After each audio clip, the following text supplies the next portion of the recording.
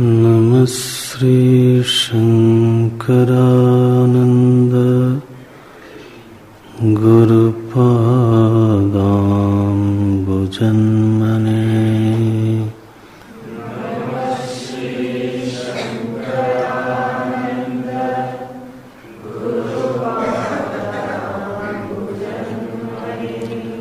सविलासमहामोह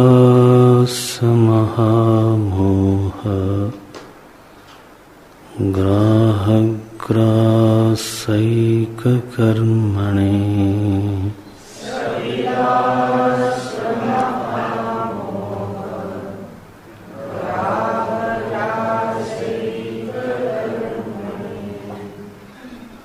तत्पादाम्बुरुहद्वन्द्व सेवा निर्मलचेतसाम्।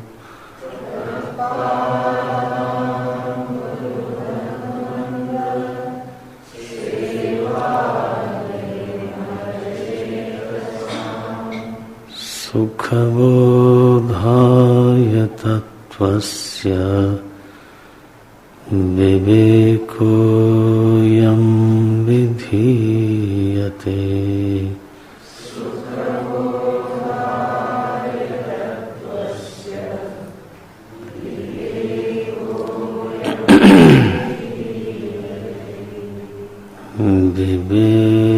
विवेकोऽयं विधीयते।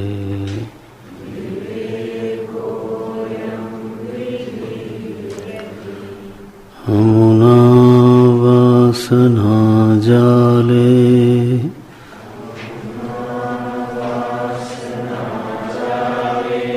निःशेषं प्रविलापिते।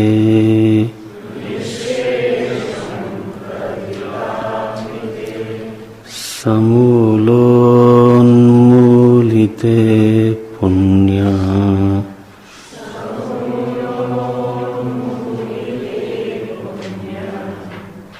आपाख्ये कर्म संचये।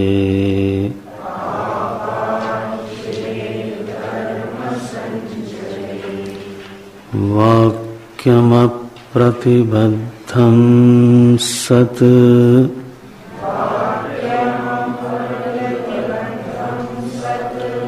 प्राक् परोक्षावभासिते।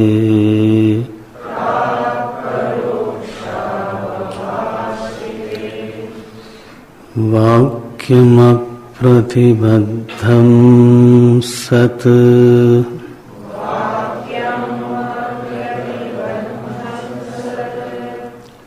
प्राक् परोक्षावभासिते।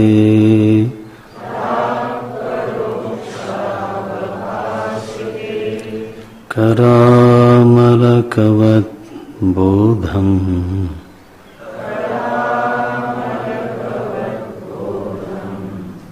अपरोक्षं प्रसूयते।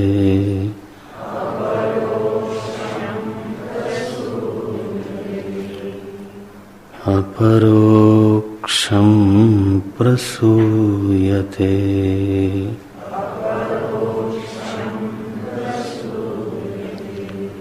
परोक्षं ब्रह्म विज्ञानम्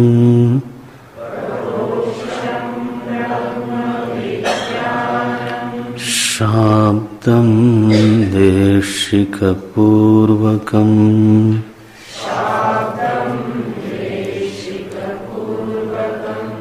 बुद्धिपूर्वकृतं पापम्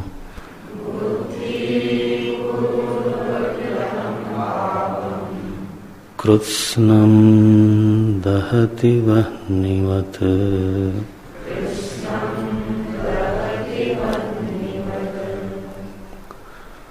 परोक्षं ब्रह्म विज्ञानम्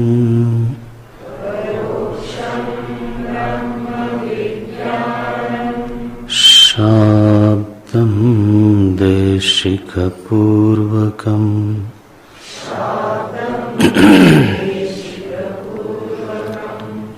बुद्धिपूर्वकृतं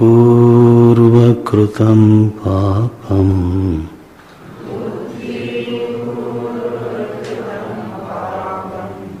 कृत्स्नं दहति वह्निवत्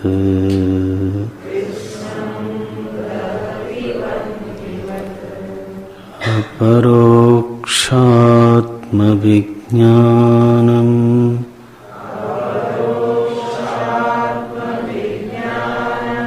शाब्दं देशिकपूर्वकम्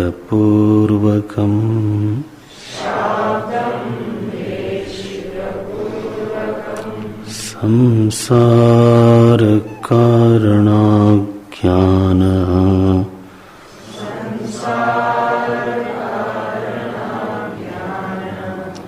तमसश्चण्डभास्करः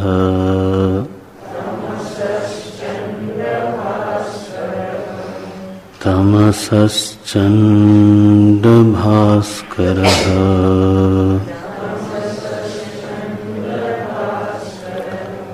इत्थं तत्त्वविवेकं विधाय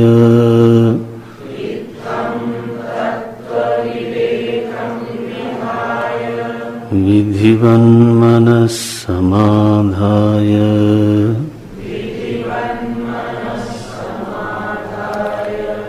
विगलितसंसृतिबन्धः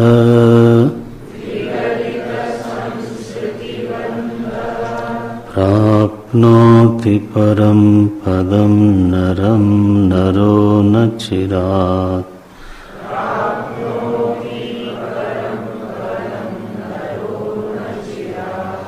विगलितसंसृतिबन्ध प्राप्नोति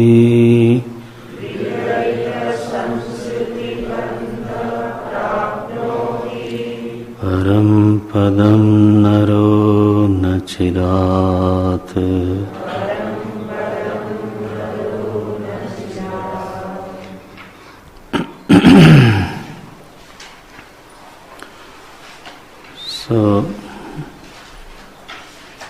पंचदशी के इस पहले अध्याय में,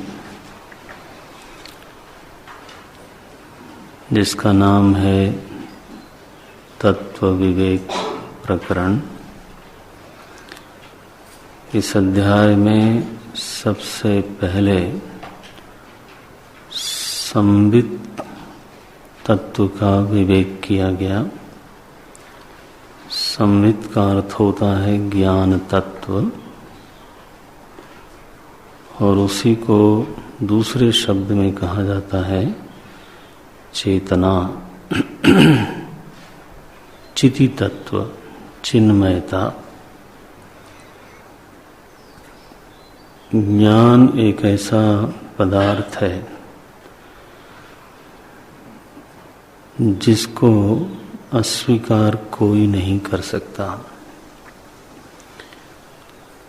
ज्ञान से ही अन्य सभी कुछ जाना जाता है, और जानने से ही किसी चीज की सत्ता सिद्ध होती है। सो पूरे ही प्रपंच की सत्ता सिद्ध होने के लिए, शरीर की सत्ता सिद्ध होने के लिए ज्ञान की आवश्यकता है। इस ज्ञान के अस्तित्व को कोई भी अस्वीकार नहीं कर सकता, चाहे वो कितना भी बड़ा जड़वादी हो, चार्वाक हो या वेदांत का विद्वान हो।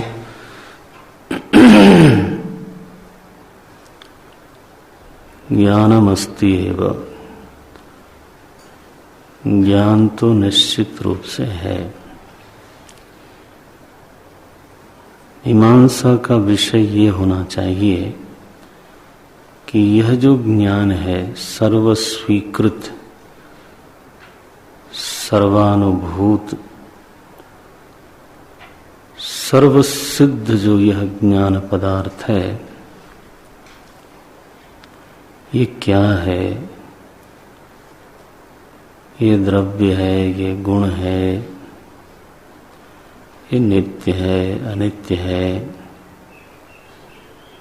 धारा रूप है, कूटस्थ है,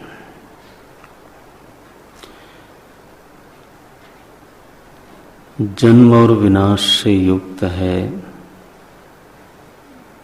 या अविनाशी है। सब में अलग अलग है, एक है। मीमांसा का विषय ये नहीं हो सकता कि ज्ञान है या नहीं है। मीमांसा का विषय यही है कि यह ज्ञान है क्या, कैसा है, कब से है, कब तक है, कितने हैं। और जब इन प्रश्नों की कसौटी पर ज्ञान पदार्थ को कसा जाता है, और सभी दार्शनिकों ने ये प्रयास किया है, तो एक का निर्णय दूसरे से अलग भी आता है। हम लोगों ने इस प्रकरण में इस पर थोड़ी चर्चा की थी। किसी ने ज्ञान को गुण माना है, किसी ने उसको धारा रूप माना है, किसी ने संघात का परिणाम माना है, किसी ने मन और आत्मा के संयोग का परिणाम माना है।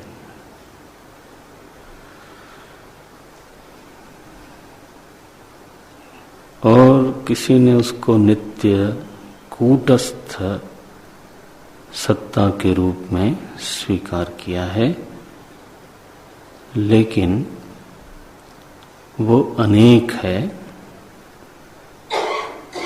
सभी देहों में, सभी शरीरों में ज्ञान नाम का जो पदार्थ है, जो अहम रूप से अनुभव में आता है, जो इस पुरी में रहता है, इसलिए उसको पुरुष भी कहते हैं। पुरी शयनात् पुरुषः, जो पुरी में शयन करे। तो वो नित्य है, कूटस्थ है। ऐसा योग दर्शन ने, सांख्य दर्शन ने अंततः स्वीकार किया। निर्विकार है, क्षण भंगुर नहीं है, क्षण प्रध्वंसी नहीं है, धारा रूप नहीं है। ये बहुत बड़ा निर्णय है। इस निर्णय को छू लेना एक बहुत बड़ी उपलब्धि होती है।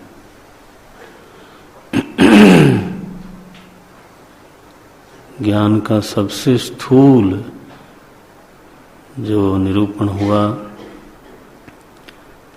चार्वाकों ने किया, और जो बहुत विचार नहीं करते सभी लोग उसको कमोबेश ऐसा ही मानते हैं। धार्मिक लोग भी ऐसे ही कुछ संदेह में रहते हैं। यदि उन्होंने विचार नहीं किया है, दार्शनिक नहीं हुए, तो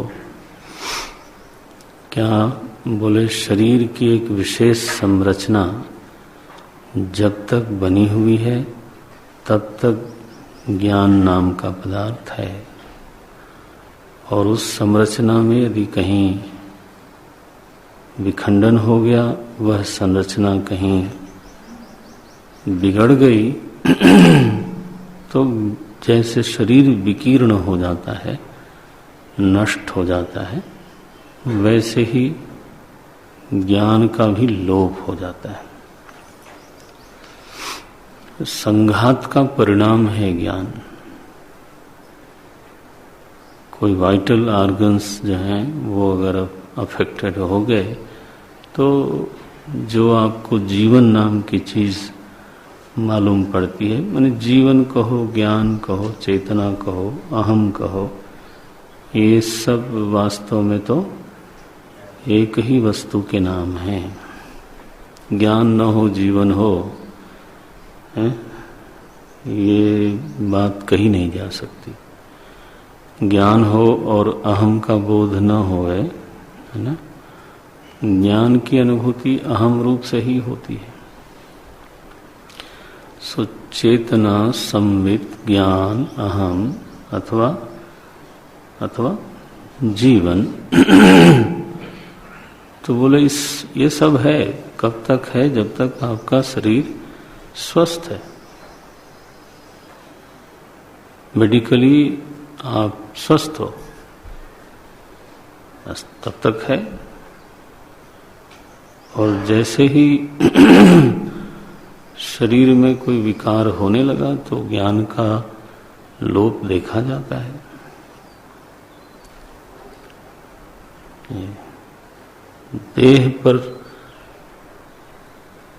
देह पर चिंतन को आधारित करके ये परिणाम निकलता है। और ये मत, ये विचार, ये निर्णय व्यापक है। और व्यापक इस अर्थ में भी है कि जो लोग धार्मिक हैं अथवा थोड़े बहुत आध्यात्मिक भी हैं, अगर उन्होंने बहुत विचार नहीं किया है तो घूम फिर करके वो लोग भी बीच बीच में इस मान्यता में लौट आते हैं। पता नहीं, शास्त्रों में तो ऐसा कहा गया है, बट वो तो एक फिलॉसफी है। लो, ये फिलॉसफी की बातें। बेहोश तो होता है आदमी, कोमा में तो जाता है, और प्रमुख अंगों के बिगड़ने से मृत्यु भी आती है।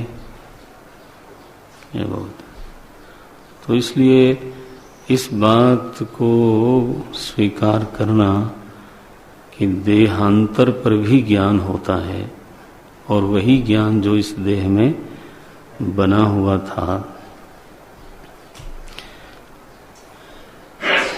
यह जो निश्चय है ये सर्वसुलभ नहीं है। आप देख लो, अपने भीतर भी, समाज के साथ चर्चा करके भी हम भावना करने वाले थोड़े ज्यादा मिल जाएंगे कि नहीं, देह के बाद भी ज्ञान रहेगा, जीवन रहेगा, ऐसा मानने वाले लोग रह जाएंगे। लेकिन उनकी वो निष्पत्ति है, वैचारिक निष्पत्ति है, ये सर्वसुलभ नहीं है। वो बहुत वहां पर अल्पसंख्यक हो जाते हैं लोग। देखो, संघात का परिणाम सबसे व्यापक मत यही है, इसीलिए इसका नाम रखा लोकायतिका, लोकायत मत। चार्वाक का दूसरा नाम है लोकायत। लोकायत माने लोके आयतम, दुनिया में ये मत व्याप्त है। शरीर के साथ हमारा ऐसा तादात्म्य है कि बस सोचना समझना भी बहुत बार गौण हो जाता है। अब यहां से उठता है व्यक्ति, और अगर उसको ये प्राप्त हुआ कि नैना ज्ञान तो गुण है आत्मा का, आत्मा भले ज्ञान स्वरूप ना हो, क्योंकि कोमा नाम की चीज है, क्योंकि सुषुप्ति नाम की चीज है, क्योंकि मेरे होने पर भी एक कुछ ऐसी अवस्थाएं आती हैं जब किसी भी प्रकार का ज्ञान नहीं होता, बट मैं रहता हूं। आपको एक एनेस्थीसिया दे दी गई कस के, तो आप ही मर गए ऐसा कोई इवन डॉक्टर नहीं बोलता है। लेकिन अगर आप नष्ट हो गए होते तो एनेस्थीसिया का प्रभाव उतरने के बाद वापस कौन आता? प्रध्वंसा भाव हमेशा ही नित्य होता है। फूटा हुआ घट कभी भी पुनः पैदा नहीं हो सकता। दूसरा घट बन जाएगा लेकिन वही घट फिर से उत्पन्न नहीं हो सकता। तो अगर मैं सचमुच में मर गया, नष्ट हो गया, तो जो कोमा में गया था या जो पूरी तरह से बेहोश हो गया था, उसकी पुनः वापसी असंभव थी। और वही वापस आया है, इस बात की सिद्धि प्रत्यभिज्ञा से होती है। माने मैं वही हूं जो ऑपरेशन के पहले ऑपरेशन थिएटर में गया था।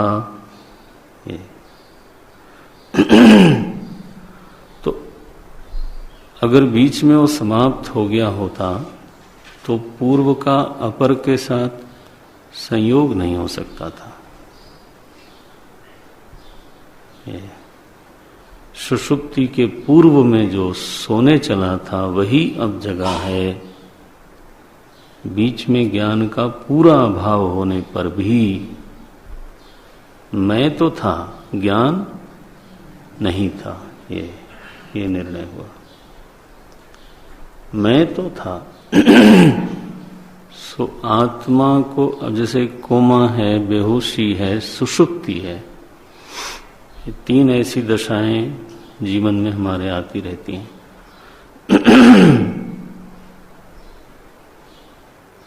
तो इनके बावजूद, इनके होने पर भी आत्मा का बीच में विनाश हो गया, ये विचार से सिद्ध नहीं होता। आत्मा है, लेकिन फिर ये सिद्ध हो जाना बुद्धि में कि ज्ञान भी निरंतर बना हुआ था, ये साधना और गंभीर विचार, प्रतिबद्ध विचार की मांग करता है, कैजुअल नहीं।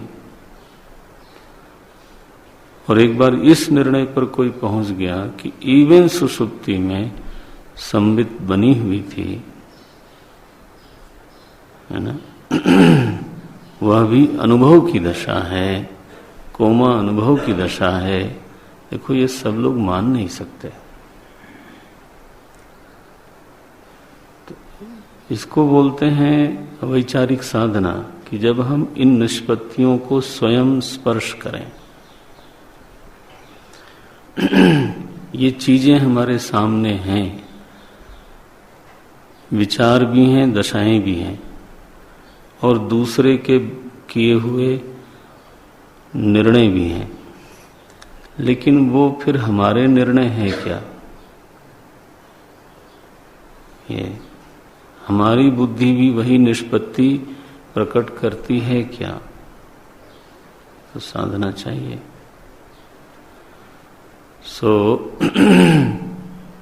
ज्ञान गुण है, ऐसे निर्णय में क्या निकला? ज्ञान गुण है, किसका? आत्मा का। आत्मा द्रव्य है, 9 द्रव्यों में से आत्मा भी एक द्रव्य है। और वह गुण कभी प्रकट होता है, कभी लुप्त होता है। ये कादाचित तत्व का हेतु क्या है? बोले मन संयोग। मन के संयोग के कारण प्रकट होगा, वियोग के कारण लोप हो जाएगा। तो ज्ञान में कादाचित तत्व मालूम पड़ता है। कादाचित तत्व तो आप समझते हो, आप लोग। कदाचित भवति कदाचित न भवति इति, सतत नहीं है। तो सुषुप्तौ न भवति, जागरिते भवति, इसको बोलते हैं कादाचित कत्वम। ये देखो गुण कहा, मीमांसकों ने ज्ञान को नित्य कहा, क्योंकि जीवन नित्य है, अहम नित्य है, जीव नित्य है, चलो ऐसा बोलो, तो वो देह से देहांतर, लोक से लोकांतर में बना रहता है, लेकिन विकारी है, संसारी है। कैसा निर्णय पर निर्णय होता है। उन्होंने कहा उसको दुख होता है और वो करता है और वो भोगता है और उसको सुख भी होता है। तो जीवस्तु अस्ति एव तत्तु ज्ञान स्वरूपम एव, वह तो ज्ञान सहित है, ज्ञान उसका गुण नहीं है। आविर्भाव तिरोभाव वहां गुण ज्ञान का नहीं है, लेकिन सतु विकारी, कर्ता भोक्ता, सुखी दुखी, ये है। तो लोकांतरे गच्छति आगच्छति पुनः मनुष्य लोके, कर्म करोति अथवा कर्माणि करोति भुंजते। तो एवं स्वरूपः जीवस्य अस्ति, जीव का ऐसा स्वरूप हो गया। ये भी बड़ा निर्णय है, सब लोग नहीं समझते इसको। फिर एक निर्णय आया कि नहीं, ज्ञान नित्य है, आत्मा का गुण नहीं है, बल्कि आत्मा का स्वरूप है, निर्विकार है, असंग है। योग दर्शन का यह निर्णय है, ज्ञान में असंगता है, नित्यता है, निर्विकारता है, ज्ञान में कर्तृत्व नहीं है।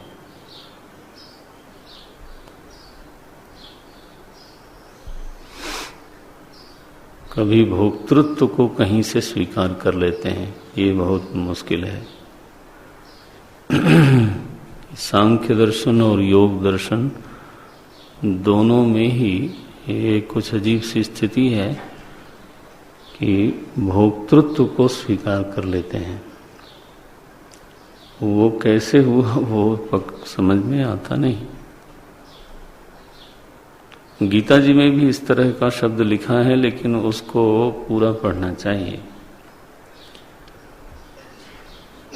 कार्य करण कर्तृत्व हेतु प्रकृतिरुच्यते, पुरुषः सुख दुखानां भोक्तृत्व हेतुरुच्यते।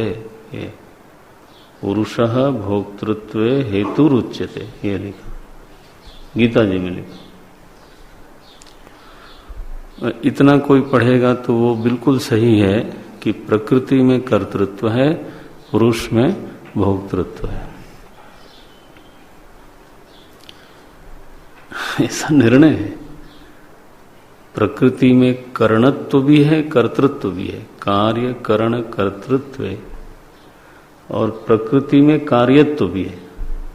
माने वही चीज बनती है, वही करण बनती है और वही कर्ता बनती है, कर्ता बनती है।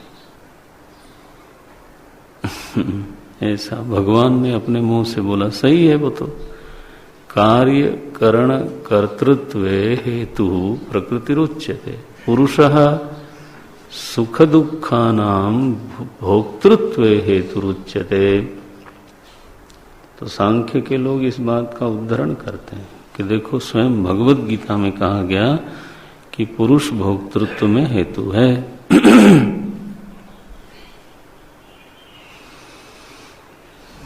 अगला श्लोक क्या है? पुरुषः प्रकृतिस्थो ही भुंक्ते प्रकृतिजान गुणान। ये पुरुषः स्वरूपस्थः न भुंक्ते, पुरुषः प्रकृतिस्थः उपाधिमान होकर के प्रकृति में स्थित होकर के भुंक्ते। ये तो भोक्तृत्व औपाधिक सिद्ध हुआ, स्वाभाविक सिद्ध नहीं हुआ, लेकिन वो हम लोग जल्दी में ही रहते हैं। श्लोक, हमारे कई बुद्धिमान विद्यार्थी हैं, वो श्लोक, भगवान के श्लोकों का चुनाव करते हैं। वो हमें सुनाते हैं और फिर हम गड़बड़ा जाते हैं, नींद खुल जाती है कि ये क्या बोल गए, एक पहले ये बोला था, अब ये बोल गए। तो बीच का मैंने एक विचार प्रवाह चल रहा है, उसमें how can you be selective एक पैरा निकाल देते हैं तो फिर तो पूरा निबंध गड़बड़ हो सकता है ना। एनीवे, आएगा धीरे धीरे, नासमझियां तो बनी रहती हैं, वो तो कोई आश्चर्य नहीं है। पहले से तो ऐसा ही सब चलता है। पहली बार जब हमने नोट लिखा तो हमने ये समझ के ही लिखा कि मुझे आज का जो प्रवचन जितना सुना है वो तो कुछ भी नहीं, मुझे इससे बहुत आता है। तत्वबोध का पहला जब प्रवचन हुआ तो मैंने लिख मारा महाराज। थोड़ा दिखाना भी था कि गुरुजी को भी लगना चाहिए कि मैं समझदार विद्यार्थी हूँ। तो उनको लगा कि नहीं लगा, लेकिन उन्होंने नीचे जो टिप्पणी लिखी वो मैंने भी आपकी किताबों में बहुत बार कापियों में लिखी होगी कि जितना पढ़ाया जाता है उतना ही लिखा करो। तो वो प्रसादी हम सब लोगों की कापियों पर मिलती रही है। आदत है, मानव मन है ऐसा है, उसने 15 चीजें पढ़ी हुई हैं और सबको सच माने बैठा है। तो वो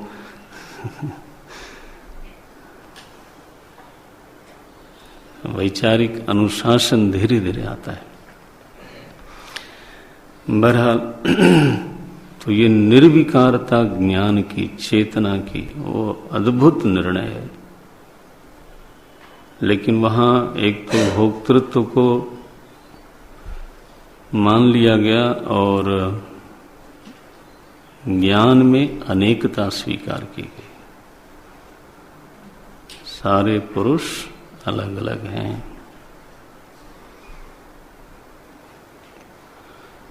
वेदांत का निर्णय क्या है? वेदांत का निर्णय है संविद एका न भिद्यते। बस ये पहला प्रकरण इस विवेक का, इस अध्याय का पहला प्रकरण यही है। सबसे गंभीर प्रकरण है। साधक वृत्ति अगर होवे तो इस पर बार बार मनन होना चाहिए। जीवन का विश्लेषण हो गया। ज्ञान माने जीवन। अगर यह सिद्ध हो जाए बुद्धि में हमारे कि यह अखंड है, कभी इसका लोप नहीं होता, न ये द्रव्य है न ये गुण है, ये माने ये दो ही कैटेगरी बना के चलना ही पहली भूल है कि या तो कोई चीज गुण होगी या तो कोई चीज द्रव्य होगी। ये तो पहली भूल है। द्रव्य कहने के लिए उसका गुण बताना पड़ेगा, गुण कहने के लिए उसका द्रव्य बताना पड़ेगा। ये तो फिर हाँ बैल मुझे मार वाली बात।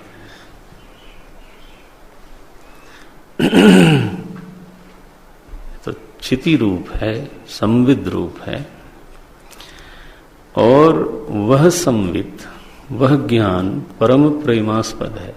दूसरी सिद्धि ये की गई क्योंकि हम जीवन को चाहते हैं, उससे प्रेम करते हैं, उसी को प्रसन्न करने के लिए सब कुछ करते हैं। तो यह ज्ञान परम प्रेमास्पद है। प्रेम सुखद से होता है, इसलिए ज्ञान सुखद है। और सुख किसको देता है? वो सुखी कौन होता है? बोले स्वयं। तो हमने, आपको याद होगा, चर्चा की थी कि जो सुखद भी हो और स्वयं सुखी भी हो तो उसको हम सुख स्वरूप बोलते हैं। प्रेम उससे ही करते हैं जो सुखद है। तो यहां तो द्वैत हो गया कि एक फूल सुख देता है इसलिए हमको चाहिए, लेकिन यहां क्या घटना घट गई कि आत्मा से ही प्रेम करते हैं और आत्मा ही सुखी होता है। सुखद भी वही है और सुखी होने वाला भी वही है। इसको बोलते हैं आत्मरमण। प्रेमी और दूसरा प्रेमी दोनों एक ही है।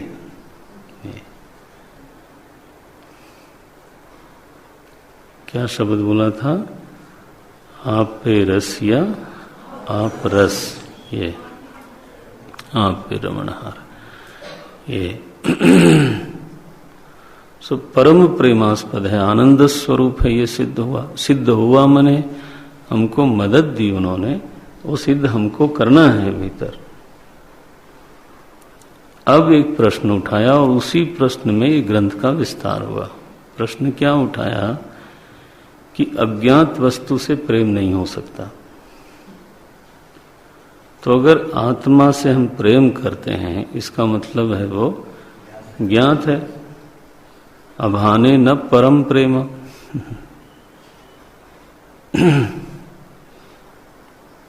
तो अज्ञात वस्तु से माने आत्मा का ज्ञान है, आत्मा की अनुभूति है सभी को, और तभी उससे प्रेम किया जा सकता है, उसको चाहा जा सकता है।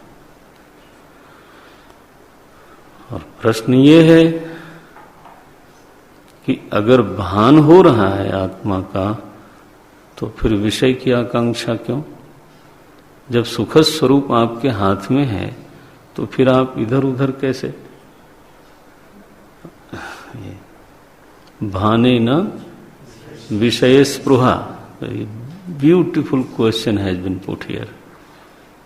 अभाने न परम प्रेम, भाने न विषय स्पृहा। भान नहीं होता तो प्रेम नहीं कर सकते थे, और अगर भान होता तो फिर विषय में क्यों जाते हो? क्या निर्णय निकला? बोले दोनों है, भान भी है अभान भी है। और बोले दोनों विरोधी कैसे हो सकता है? बोले हो सकता है। भान प्रतिबंधित हो सकता है, और उस प्रतिबंध की चर्चा में कहा गया कि अविद्या ही प्रतिबंध है, और वह अविद्या दो तरह की है, एक फिर माया और दूसरी अविद्या। दोनों का जो मूल है उसको कहा उन्होंने प्रकृति।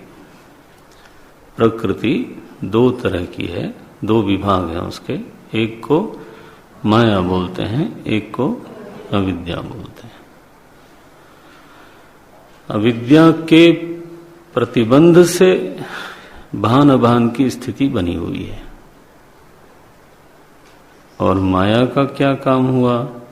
बोले एक रचई जग गुण बस जाके। गोस्वामी जी ने यहीं से उठा लिया। बिल्कुल मैंने आपको निवेदन किया ना, आप जितना वेदांत पढ़ो मानस की महिमा समझ में आएगी। नहीं तो मानस को लोग बहुत महत्व नहीं दे पाते। कई बार मानस में लिखा, तेहि कर भेद सुनो तुम दो, विद्या अपर अविद्या दो। एक रचई जग गुण बस जाके, हरि प्रेरित नहीं निज बल ताके। एक दुष्ट अतिशय दुख रूपा, जाते जीव परा भव कूपा। ये देखो, ये जीव की अविद्या है। एक दुष्ट अतिशय दुख रूपा, मलिन सत्व। गोस्वामी जी को देखो आप, विभाग देखो। एक रचना करती है उसका नाम माया हुआ, एक बंधन करती है उसका नाम अविद्या हुआ। ये लक्ष्मण जी ने पूछा माया का स्वरूप क्या है? बोले बताता हूं। इतना प्रौढ़ विवरण है वो। अगर वेदांत के विद्यार्थियों के बीच में उस प्रकरण का विवेचन किया जाए तो उसका आनंद है। अब समाज में करना पड़ता है और समाज में थोड़ा हल्का रखना पड़ता हो। फिर भी लोग बोलते हैं हम रामायण सुनने आए थे, कथा तो हुई नहीं। इस बार द्वितीय स्कंद पे गुरुजी प्रवचन कर रहे थे, अब उसमें कथा नहीं है, उसमें दर्शन ही दर्शन है। तो जा रहे थे कमरे में और मैं उनके साथ ही था, तो किसी ने कहा कि स्वामी जी कथा कब आएगी? अब तो हमने कहा कथा तो इस स्कंद में नहीं आएगी। वो बड़ा निराश हुआ। वो एक पर एक गंभीर विषय चले आ रहे हैं। भागवत के बारे में यही समझ है लोगों की, रामायण के बारे में समाज की यही समझ है। तो माया का प्रकरण करके और फिर रचना की प्रक्रिया इस ग्रंथ में बताई गई संक्षेप में। कैसे सूक्ष्म शरीरों की उत्पत्ति हुई, फिर कैसे पंचीकरण हुआ, फिर किस प्रकार से स्थूल शरीर बना और यह स्थूल ब्रह्मांड बना। और इसी शरीरत्रय में पंचकोश की स्थिति कैसे है। पंचकोश से आत्मा का अस्तित्व भिन्न कैसे है, ये अगला प्रकरण है, जिसमें उन्होंने आत्मा का अन्वय दिखाया और एक एक कोशों का व्यतिरेक दिखाया। युक्ति से जब यह निष्पन्न हो जाए कि पंचकोशों से अतीत जीवन होता है, पंचकोशों से अतीत अहम पदार्थ है, जब यह बात विवेक से सिद्ध हो जाए तब बोलते हैं पंचकोश से अलग किया हुआ आत्मा परब्रह्म प्रपद्यते। उसमें ब्रह्मता सिद्ध हो जाती है, क्योंकि उसका कोई परिच्छेदक नहीं बचता। पंचकोश से अतीत अहम में व्यक्तित्व का उपादक कोई नहीं होता। व्यक्तित्व की सिद्धि पंचकोशों के कारण ही होती है। सो आत्मा व्यक्ति नहीं रहा, आत्मा परिच्छिन्न नहीं रहा, बस इतनी स्थिति प्राप्त हुई तब बोले महावाक्य की भूमिका सामने आ गई। तत्त्वमस्यादि महावाक्य के द्वारा लक्षणा से, भागत त्याग लक्षणा से फिर एकत्व की सिद्धि होती है। तो भागत त्याग लक्षणा का प्रयोग करके दिखाया गया। अब उसका अंतिम चरण है। बीच में यह निर्णय हुआ कि आत्मा की ब्रह्मता वाक्यों से निश्चित होती है, युक्ति से, श्रुति से।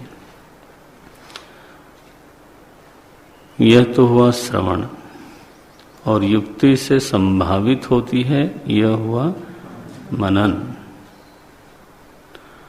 और निर्विचिकित्सित अर्थ में चित्त की एकतानता,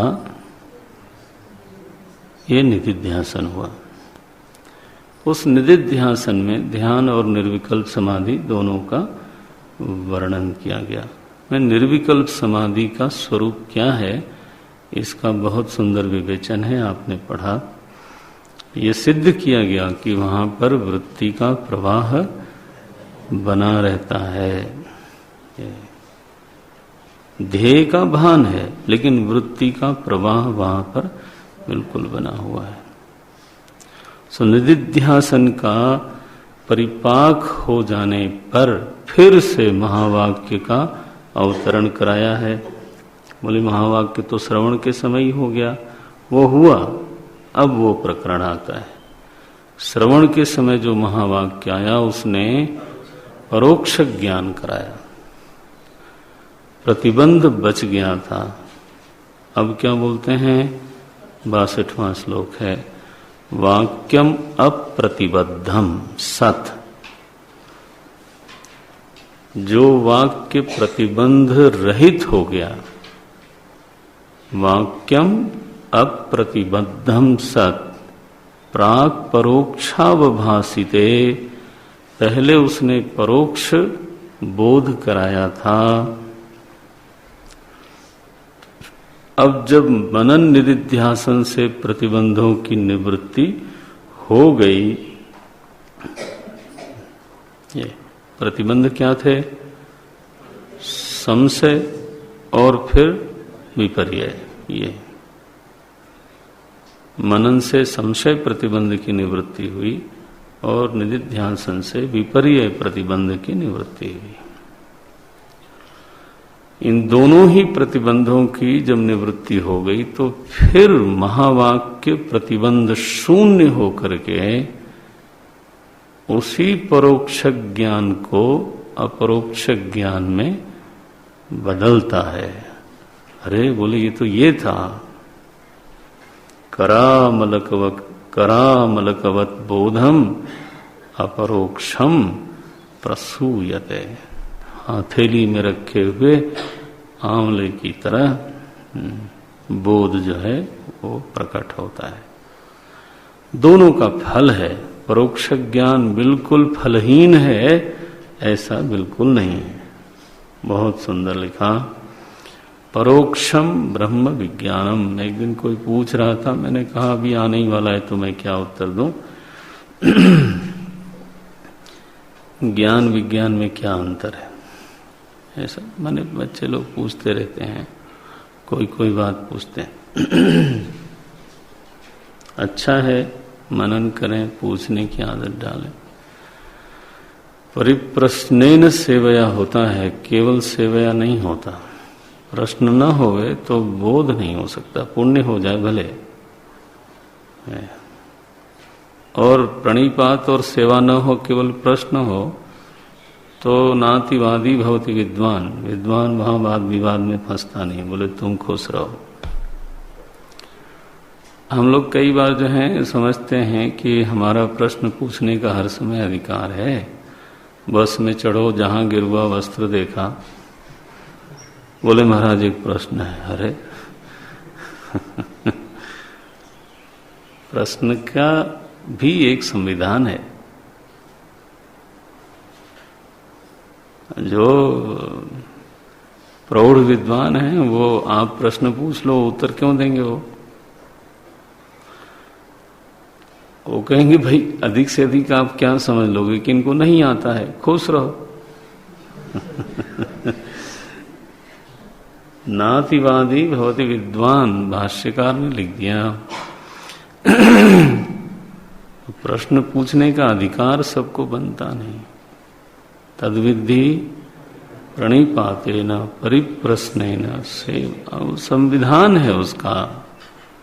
बोले मैं अपना विधान खुद लेके चलता हूं, तो वो आपके अपने लिए होगा। अगर आप अगर संविधान अपना बनाते हो तो वो आपके अपने लिए होगा। संविधान तो सर्व स्वीकृत होता है। कोई व्यक्ति ये नहीं कह सकता कि इस देश में मैं अपना ही विधान लेकर के चलूंगा। अपने लिए लेके चलो। तो संविधान है। तो प्रश्न आया था ज्ञान विज्ञान का अंतर क्या है? ज्ञानम तेहम सविज्ञानम, हमारे भगवान गीता में लिखते हैं। लेकिन यहाँ इस ये भाव को विद्यारण्य स्वामी जी ने मिटा दिया। बोले परोक्ष को भी विज्ञान कहा और अपरोक्ष को भी विज्ञान कहा। विज्ञान माने विशिष्ट ज्ञान। मैंने वेदांत को आपको निवेदन करूं, आप पढ़ते रहना बार में। वेदांत मिस्टिसिज्म में कभी भी विश्वास नहीं करता। रहस्य अगर कुछ चीज बनाने की कोशिश की जा रही हो, वो कहेगा भाई आप तो विचार को कुंद कर रहे हो, है ना। रहस्य माने वह पक्ष जो मेरी जानकारी में नहीं आ सकता, तो अंधेरा तो बचा लिया।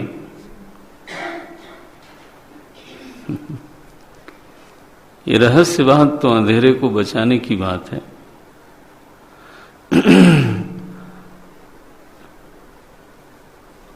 मैं कुछ ऐसी बात कहूं which can not be confirmed by you.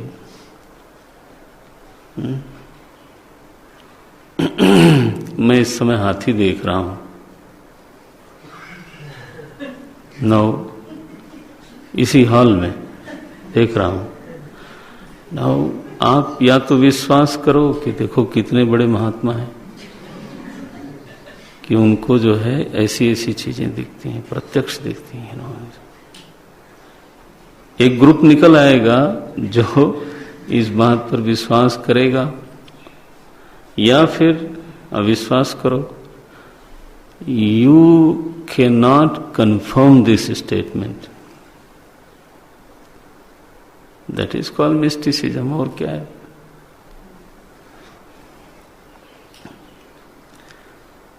बना कि नहीं बना, तो वो उस पक्ष में जाना नहीं चाहिए। अगर आप वेदांत के विद्यार्थी हो तो इन सब चीजों से सावधान रहना चाहिए। नहीं, आपका काम है हर चीज को रोशनी में देखना, ठीक। और यहाँ स्थिति ये है कि ये अंधेरा ही रहेगा तो कभी भी आपके सामने इसका रहस्य खुलेगा नहीं। रहस्य खुल जाए तो रहस्य कैसा?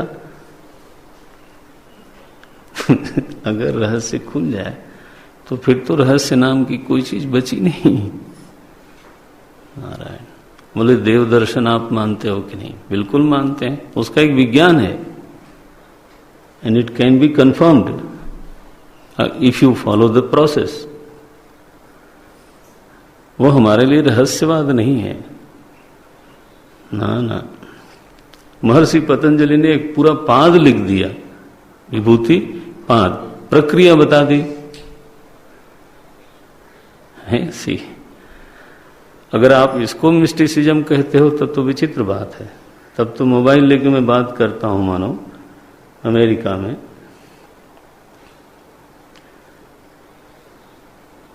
बद्रीनाथ से बात करता हूं मानो, वहां एक कोई विद्यार्थी हमारे हैं पढ़े हुए।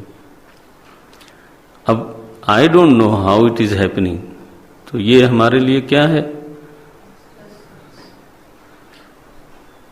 रहस्य की बात। रहस्य नहीं बोलेंगे, बोलना नहीं चाहिए, क्योंकि द प्रिंसिपल्स आर अवेलेबल। आप समझ सकते हो रहस्य की स्थिति कब बनती है, जब आपको कंफर्मेशन करने का कोई तरीका नहीं है।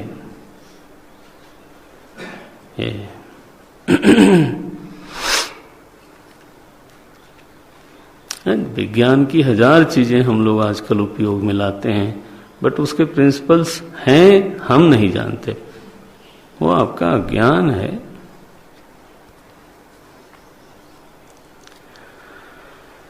सो विज्ञान और ज्ञान को कोई बहुत रहस्य में डालने की जरूरत नहीं। यहां साफ साफ मामला है। क्या बोलते हैं? परोक्षम ब्रह्म विज्ञानम शाब्दम देशिक पूर्वकम। बड़ा सुंदर, बहुत ही सुंदर विवेचन है। एक एक शब्द को चुन चुन के रखते हैं। वेदांत के महापुरुषों का तो ये स्वभाव हो जाता है, क्योंकि शब्द ही प्रमाण है, और उस प्रमाण का जब आप प्रयोग करोगे और असावधान होगे तो फिर कैसे होगा? कल मैं कह रहा था कि वाणी का व्यवहार कितना है? 99%। माने आदमी अगर वाणी का अनुशासन नहीं जानता तो व्यवहार नहीं जानता, क्योंकि जितना भी व्यवहार है उसमें अगर वाणी का हिस्सा निकाला जाए, कितना निकल के आएगा? 99%। somebody said, मैंने कंफर्म किया, क्योंकि बाकी जो चेष्टाएं हैं वो वाणी की अनुगामी हैं। सोच के देखना, कोई बातचीत तय हो गई, इसके बाद चेष्टा करते हो, तो वो जो चेष्टा है वो क्या है? अनुगामी चेष्टा है। पहले तो तय होगा। दूसरे के साथ व्यवहार का 99% वाग व्यवहार होता है, और उसमें अगर हम हैं उच्छृंखल हैं तो हमारा सारा व्यवहार ऐसा ही है। फिर चाहे हम जितनी मर्जी बोलें, तो उसमें कितनी सावधानी चाहिए महापुरुषों को देखो। और खास तौर से जब आप शब्द प्रमाण का प्रयोग कर रहे हो प्रमा जनन के लिए, तब तो फिर होना ही नहीं चाहिए। शब्द का दुरुपयोग हो ही नहीं सकता। क्या बोलते हैं, जैसे तौला हो, उठाया हो, देखा हो कि नहीं ये ठीक नहीं रहेगा, दूसरा डालो, ऐसे तौलते हैं ना लोग। जैसे तो वो थोड़ा तराजू इधर गया तो उसको उतार, नहीं ये नहीं ठीक है, ये देखो, ऐसे लिखते हैं लोग। क्या बोलते हैं, परोक्षम ब्रह्म विज्ञानम शाब्दम देशिक पूर्वकम। ब्रह्म विज्ञान जो परोक्ष होता है वो कैसा होता है? बोले उपदेश से होता है। देशिक पूर्वकम, देशिक माने गुरु मुख से निकला हुआ होता है। देशिक, देशिक माने गुरु होता है, उपदेश करने वाला। अच्छा, और गुरु जी तो बहुत सारे शब्द बोलते हैं, तो सबसे परोक्ष ब्रह्म ज्ञान निकलेगा? बोले नहीं, शाब्दम, शाब्दम माने तत्वमस्यादि वाक्य ही। ये तो सद्गुरु जब तत्वमस्यादि महावाक्यों का पद पद का वाच्यार्थ और फिर लक्ष्यार्थ का निरूपण करते हैं, तो वाच्यार्थ का बोध हुआ और फिर लक्ष्यार्थ का बोध हुआ। उसी बोध में से ब्रह्म विज्ञान की प्रमा प्रकट हो जाती है। लेकिन वह प्रमा कैसी रहती है? बोले परोक्षम। बोले महाराज परोक्ष क्यों रहता है? प्रमा को परोक्ष ब्रह्म विज्ञान क्यों बोल रहे हैं? देखो इसमें खूबसूरती देखो। क्योंकि ब्रह्म परोक्ष वस्तु है, तो उसकी प्रमा भी कैसी होगी? परोक्ष प्रमा ही बनेगी। अगर पर्वत पे अग्नि परोक्ष है तो उसकी प्रमा भी फिर परोक्ष ही बनेगी। जो वस्तु प्रत्यक्ष है उसकी प्रमा कैसी बनेगी? हैं? प्रत्यक्ष बनेगी। माने वस्तु जैसी है वैसी प्रमा बनेगी, एक कहने का अर्थ। तो ब्रह्म विज्ञानम परोक्षम, लेकिन वही जो ब्रह्म है जब आत्मत्वेन भासित हो गया, निचला शब्द देखो, माने आगे वाले श्लोक में अपरोक्षात्म विज्ञानम, अगला श्लोक देख लेना। अब यहां क्या है? क्या शब्द आया?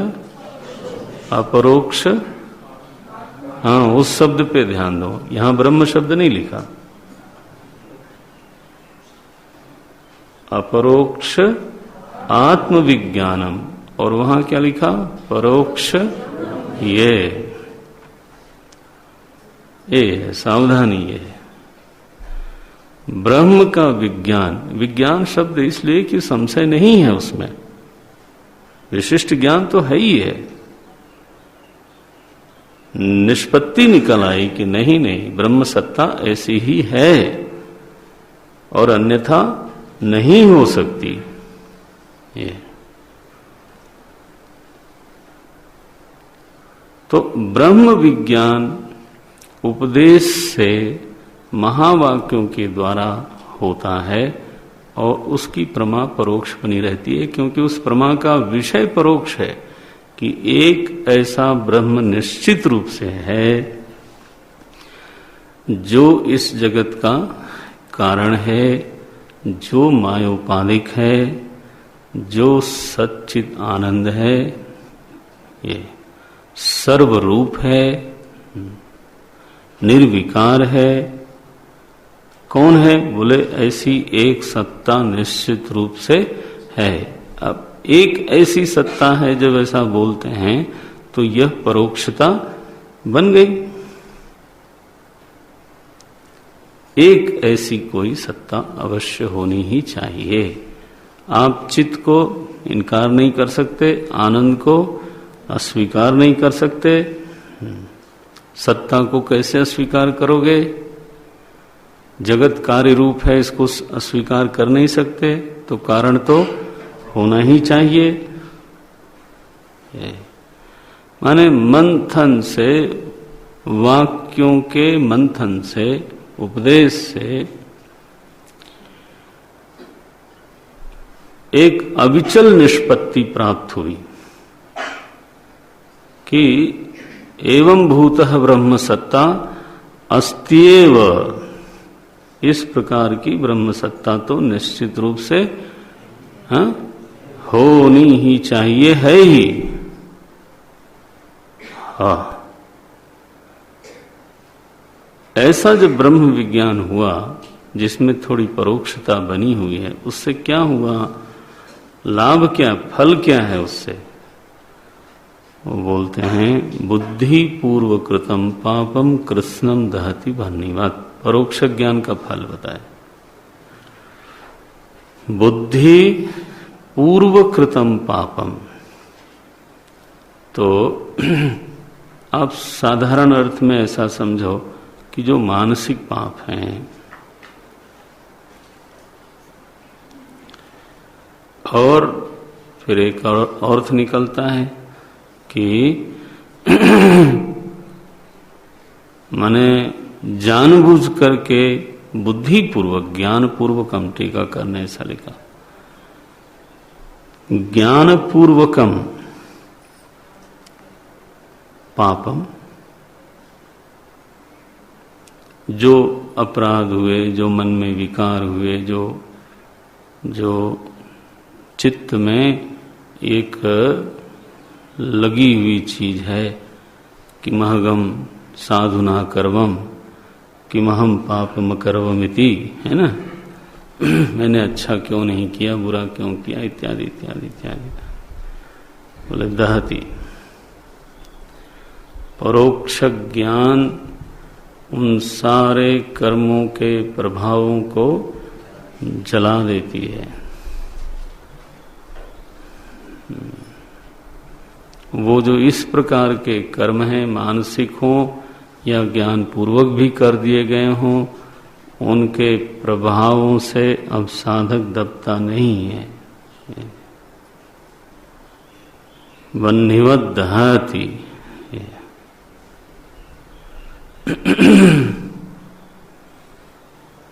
फिर ये प्रतिबंध हट गया। परोक्ष ज्ञान ने इन प्रतिबंधों को भस्म किया, तब प्रतिबंध शून्यता आई। और फिर बोलते हैं अपरोक्ष आत्मविज्ञानम, बिल्कुल वही शब्द दिया, अपरोक्ष वही ब्रह्म तत्व जब आत्मरूप से निश्चित हुआ कि अरे जगत कारण जिस ब्रह्म को मैं बोल रहा था वो ब्रह्म तो आत्मदेव हैं, सो आत्मा से ही सारे प्रपंच की उद्भावना हुई है, उन्हीं में ये भास रहा है और उन्हीं में ये लीन होगा। ये आनंदाध्येव खल्विमानि भूतानि जायन्ते आनंदेन जातानि जीवन्ति आनंदम प्रयन्ति अभिसंविशन्ति। ये आनंदम ब्रह्मेति विजानात।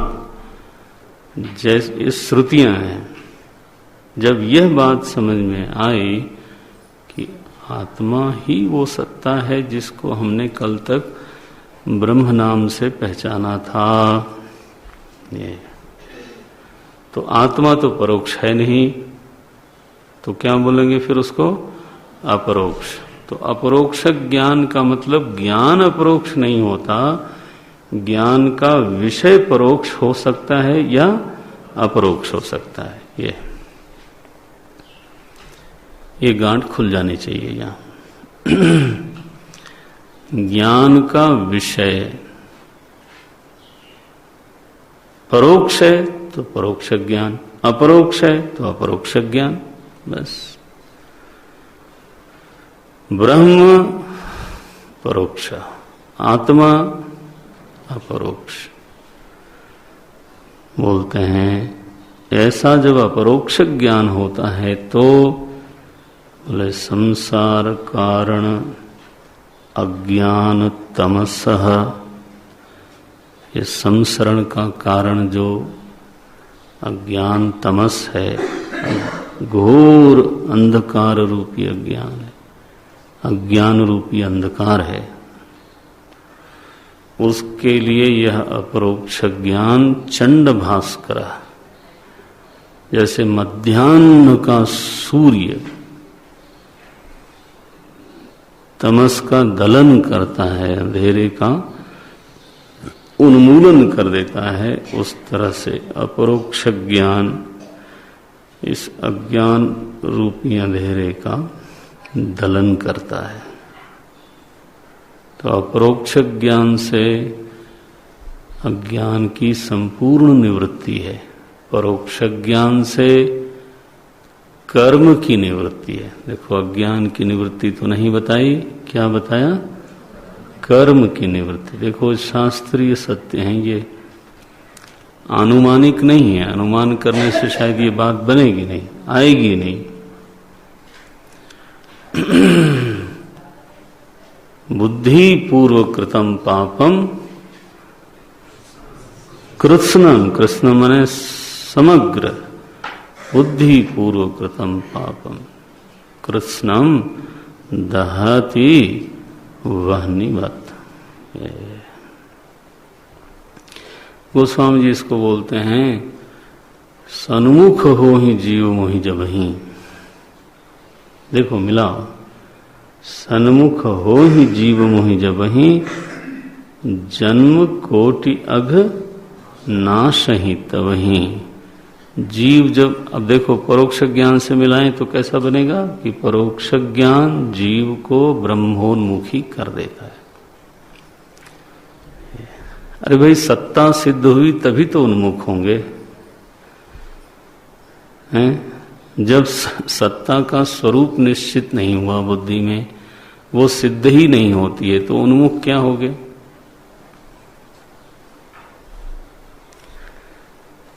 तो सत्ता का निश्चय और उसके स्वरूप का निश्चय, ये भी एक प्रकार की सन्मुखता है। जन्म कोटि अघनाशई तबहि। तो सन्मुखता तो कर्मनाशक है, लेकिन जब भेंट हो गई तो पहुंच गए जब उसके यहां, तो हम बोले वो प्रभु प्रापक है।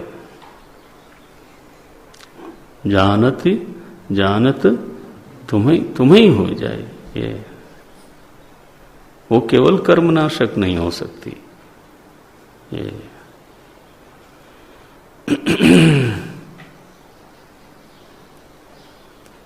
कैसा विभाग किया है फल का। परोक्षम ब्रह्म विज्ञानम शाब्दम देशिक पूर्वकम बुद्धि पूर्वकृतम पापम कृत्स्नम दहति वह्निवत्। अपरोक्षात्म विज्ञानम शाब्दम देशिक पूर्वकम, हेतु वही है, देशिक पूर्वकम होगा और शाब्दम होगा। तत्वमस्यादि महावाक्य चाहिए, श्रुति से ही ज्ञान होता है, अन्यथा नहीं हो सकता। तरीका वही है, लेकिन फल बदलता है, अगर परोक्षता अपरोक्षता में बदल जाए तो चंड भास्कर। अब उपसंहार करते हैं। इत्थम, इस प्रकार, तत्व विवेकम विधाय विधिवत, ये तत्व विवेक प्रकरण का अच्छी प्रकार से विधाय, विवेकम विधाय, विवेकम विधाय माने विवेक को करके, विधाय कृत्वा, एवं इत्थम, ये शब्द जरा जरूरी है, मनमाने ढंग से विवेक नहीं करना है। विवेक का भी अपना एक प्रकार है, संप्रदाय है। इत्थम तत्व विवेकम विधाय विधिवत, पहले इस प्रकार से तत्व का विवेक अच्छी प्रकार से करना चाहिए। ज्ञान पदार्थ का निर्णय होना चाहिए, क्या है वो चीज।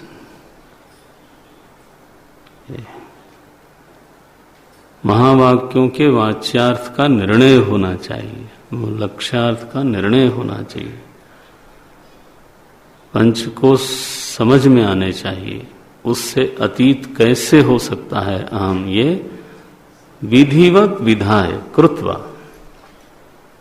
फिर मनस समाधाय, फिर मनन करें उस पर और निदिध्यासन करें। देखो समाधाय शब्द बड़ा प्यारा है। फिर समाहित हो जाएं उसी निश्चित किए हुए अर्थ में, हैं, निश्चित हो जाएं, समाहित हो जाएं।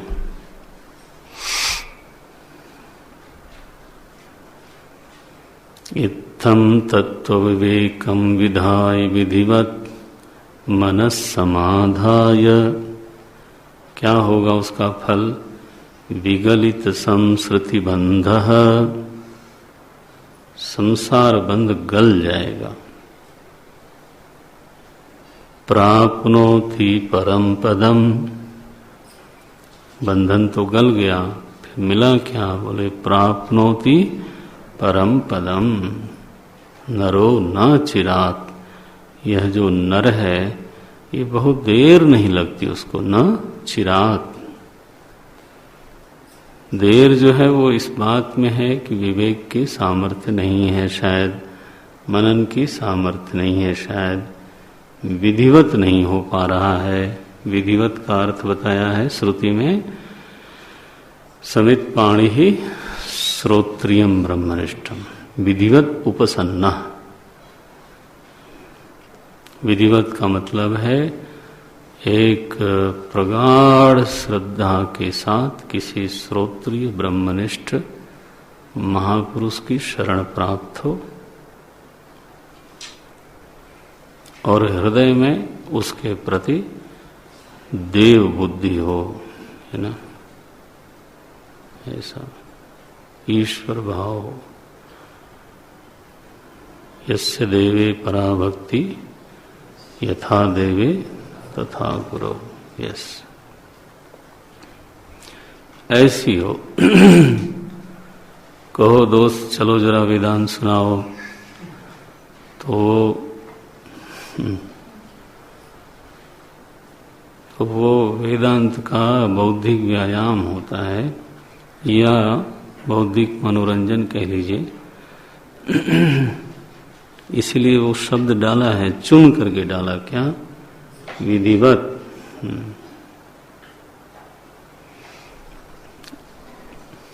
हम लोग के अगर अभिमान वृत्ति के साथ श्रवण मनन हो रहा हो तो अभिमान नष्ट कैसे होगा। माने वो तो पहले ही मुखिया बना बैठा है।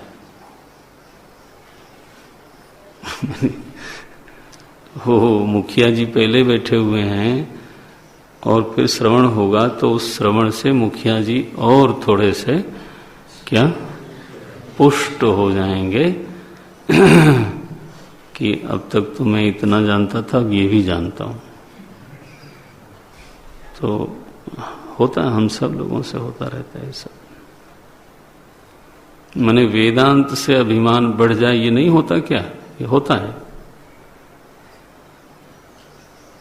माने ऐसा कोई क्या बोलते हैं, असंभव घटना नहीं है। यत्र तत्र दृश्यते।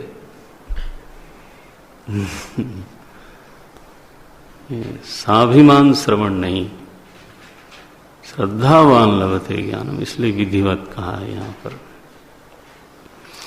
कहते हैं विधाय विधिवत मनस समाधाय विगलित संस्कृति बंध प्राप्नोति परम पदम नरो न चिरात्। इति श्रीमद् परमहंस परिव्राजकाचार्य श्री भारती तीर्थ विद्यारण्य, ऐसा नाम है उनका, श्री भारती तीर्थ विद्यारण्य मुनि कृत पंचदश्याम तत्व विवेकाख्यम प्रथमम प्रकरणम। तो इस प्रकार से यह प्रथम प्रकरण पूरा हुआ। मैंने प्रवचन में टीका का सहयोग लिया हमेशा, तो टीकाकार हैं रामचंद्र जी, ऐसा नाम है, तो मैं उनको भी अपना आभार देता हूँ। इति श्रीमद् परमहंस परिव्राजकाचार्य श्रीमद् भारती तीर्थ विद्यारण मुनिवर्य किंकरेण, रामचंद्र बोल गया मैं, रामकृष्ण है, मुनिवर्य किंकरेण, देखो उनके साक्षात शिष्य होंगे, किंकर बोलते हैं अपने को। किंकर माने हाथ जोड़ के खड़ा होके बोलना, किम करोमि, क्या आज्ञा है मेरे लिए। टीकाकार अपने बारे में ऐसा बोलते हैं, मुनिवर्य किंकरेण रामकृष्णेन विरचितायाम तात्पर्य दीपिकाख्यायाम तत्व विवेकाख्यम प्रथम प्रकरणम समाप्तम। ओम तत्सत।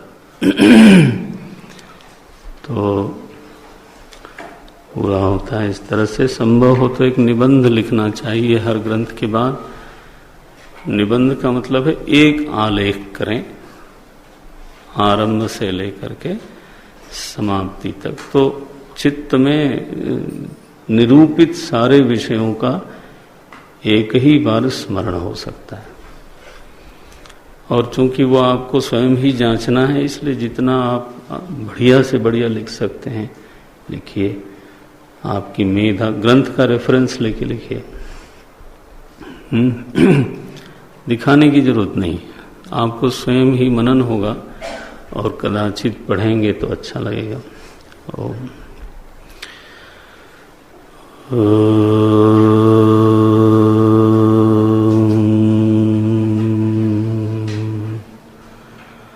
पूर्णमदः पूर्णमिदं पूर्णात् पूर्णमुदच्यते पूर्णस्य पूर्णमादाय पूर्णमेवावशिष्यते।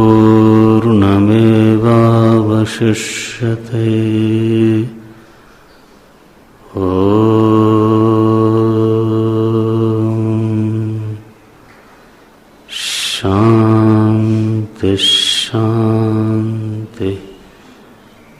शांति। हरिः ओम्। श्री गुरुभ्यो नमः। हरिः ओम्।